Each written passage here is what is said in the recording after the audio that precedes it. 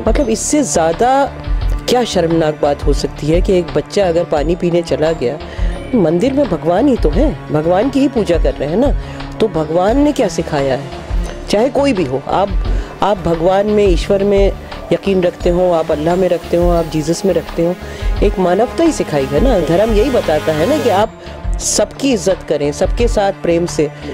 ना वो मुसलमानों को अंदर जाने देते हैं, ना वो दलितों को अंदर जाने देते हैं। ये किस तरह के लोग हैं? सिर्फ वही लोग इस तरह की बर्बरता कर सकते हैं, या सिर्फ वही लोग इस तरह की नफरतें फैला सकते हैं जो ना भगवान के हैं, ना वो इस देश के हैं, ना वो संविधान के हैं। नाज़रीन आदाब, मैं हूं अब्बास फजल और आप देख रहे हैं MMC न्यूज़ इंडिया। नाज़रीन, इस वक्त हमारे साथ ख़ास बातचीत करने के लिए मौजूद हैं अनंत की रूह रवा और सोशल एक्टिविस्ट शबनम हाशमी। आज हमसे आसिफ के मसले पर ख़ास बातचीत करेंगे। सबसे पहले आपका बहुत बहुत खैर मकदम है। जी शुक्रिया। शबनम जी, जिस तरह से आसिफ का मसला, जो कि आपने देखा कि उसको मंदिर में पानी पीने जो गया उसको खूब पीटा गया, और उसके बाद भी अब ऐसे बयान और ऐसे इंटरव्यूज़ आ रहे हैं जो कि ना कि अफसोस जाहिर किया जा रहा है, बल्कि ये कहा जा रहा है कि मैं होता तो और पीटता। कई लोगों के आपने बयान भी देखे होंगे। को किस तरीके से देखते हैं आखिर ये हिंदुस्तान किधर जा रहा है? देखिए, बहुत ही दर्दनाक है। वो वीडियो मैंने देखा था और वो वीडियो वाकई ऐसा है कि आपकी रातों की नींद उड़ा दे। और बजाय इसके कि इसको कंडेम किया जाता और उसको अरेस्ट किया जाता, और जो भी इस तरह के बयान दे रहा है उनके ख़िलाफ़ भी केस होने चाहिए। ये बिल्कुल ऐसा ही लग रहा है कि दोबारा से जो लिंचिंग्स का दौर था वो फिर शुरू हो रहा है। और ये संघ परिवार जो है ये लगातार ये कर रहा है। कभी एक चीज़ शुरू होती है, वो पूरे हिंदुस्तान में होती है, फिर वो दूसरा, कभी लिंचिंग शुरू होती है, कभी गाय के नाम पे, कभी बच्चे उठाने के नाम पे, कभी मंदिर में जाने के नाम पे। मतलब इससे ज़्यादा क्या शर्मनाक बात हो सकती है कि एक बच्चा अगर पानी पीने चला गया, मंदिर में भगवान ही तो है, भगवान की ही पूजा कर रहे हैं ना, तो भगवान ने क्या सिखाया है, चाहे कोई भी हो, आप भगवान में, ईश्वर में यकीन रखते हो, आप अल्लाह में रखते हो, आप जीसस में रखते हो, एक मानवता ही सिखाई है ना। धर्म यही बताता है ना कि आप सबकी इज्जत करें, सबके साथ प्रेम से।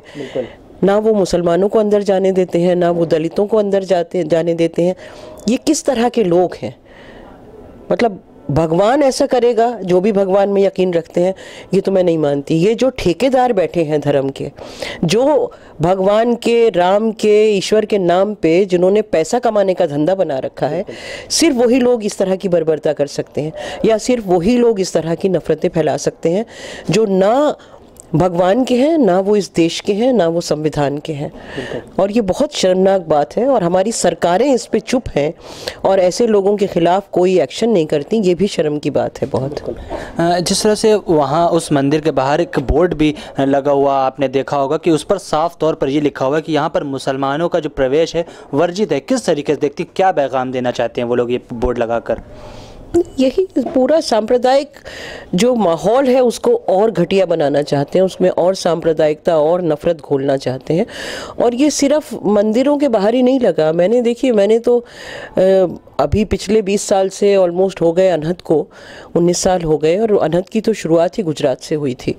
और गुजरात में हमने कितने ही गांव ऐसे देखे थे। जब 2002 का नरसंहार हुआ, जिसमें 2000 से ऊपर मुसलमानों को कत्लेआम हुआ था, तो गांव के बाहर लिखा होता था, ये हिंदू राष्ट्र का फला फला गांव है, यहाँ पे कोई भी मुसलमान नहीं एंटर कर सकता। मतलब गुजराती में लिखा होता था। और मेरे पास वो अभी भी बहुत पड़े हुए हैं, वो उनके जो बोर्ड्स होते थे उनकी फ़ोटोग्राफ्स भी मेरे पास हैं।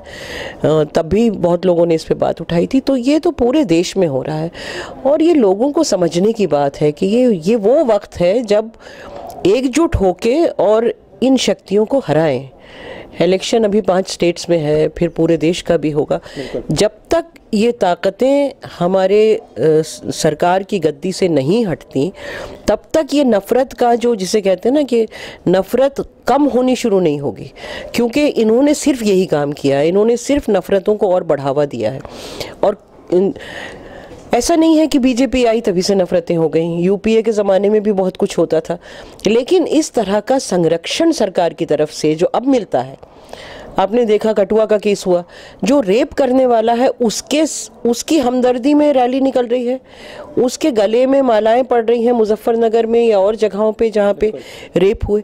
इस तरह की चीज़ें कभी नहीं होती थी सरकार की तरफ से, या जो इस तरह इनके जो और इदारे हैं संघ के, उनकी तरफ से जिस तरह का संरक्षण मिल रहा है इस तरह के सभी लोगों को जो नफरत फैला रहे हैं या जो हिंसा फैला रहे हैं, वो पहले नहीं होता था। इतना ब्लेटेंट वो नहीं था। तो इसलिए हमें लगता है कि अब कोई रास्ता नहीं रह गया है देश के सामने। देश को एकजुट होना पड़ेगा और अपनी जो आइडेंटिटी पॉलिटिक्स है उसके बाहर आना पड़ेगा, क्योंकि इसका जवाब हिंदू मुसलमान अंदर नहीं जा सकते का जवाब ये नहीं है कि हिंदू अंदर नहीं जा सकते, या हमने हिंदू पार्टी बना ली का जवाब ये नहीं है कि हमने मुस्लिम पार्टी बना ली।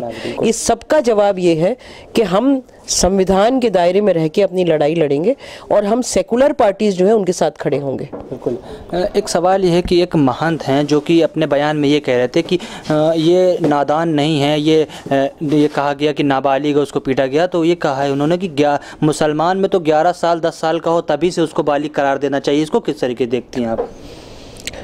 वही बात है, बहुत घटिया सोच है, बहुत जहरीली सोच है, और इस बयान पे उनको अब तक अरेस्ट हो जाना चाहिए था। अगर कोई और सरकार होती तो अब तक वो अरेस्ट हो गए होते। लंबी लड़ाई है देखिए, क्योंकि संघ परिवार ने ये ख़ास तौर से पिछले 40 साल में तो लगातार जहर बोया है। ऐसा नहीं कि पहले भी करते थे, लेकिन जब से अडवाणी की रथ यात्रा शुरू हुई तब से लेके और आज तक वो रुके नहीं हैं। चाहे वो स्कूल के किताबों में हो, चाहे वो लीफलेट बांटते हो, टेलीविज़न पे उनका कब्ज़ा हो, सीरियल्स में उनका कब्ज़ा हो, फिल्मों पे उनका कब्ज़ा हो, हर तरफ उन्होंने सिर्फ नफ़रत के बीज बोए हैं। तो ये सरकार हट भी जाएगी तब भी लंबी लड़ाई है।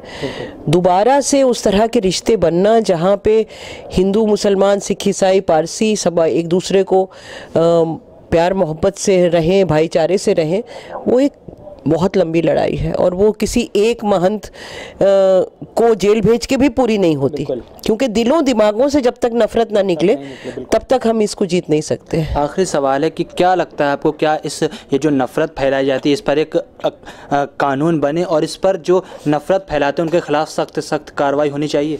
देखिए, हमारे देश में बहुत कानून है, कानूनों की कोई कमी नहीं है।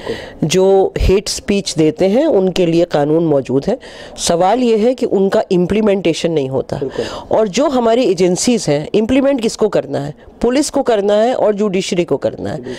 अब पूरा जो सांप्रदायिक सोच है वो इतना घर कर गई है इन सारे इदारों में भी कि जब तक हम इन इदारों की सफाई ना करें, जब तक वहाँ पे हम जो हमारी पुलिस है उसकी सोच न बदले, क्योंकि पुलिस तो मुसलमान को देखते ही, दलित को देखते ही, औरत को देखते ही, गरीब को देखते ही जिस तरह से पेश आती है, वो जब तक वो सोच नहीं बदलेगी तो आप कितने कानून ले आइए।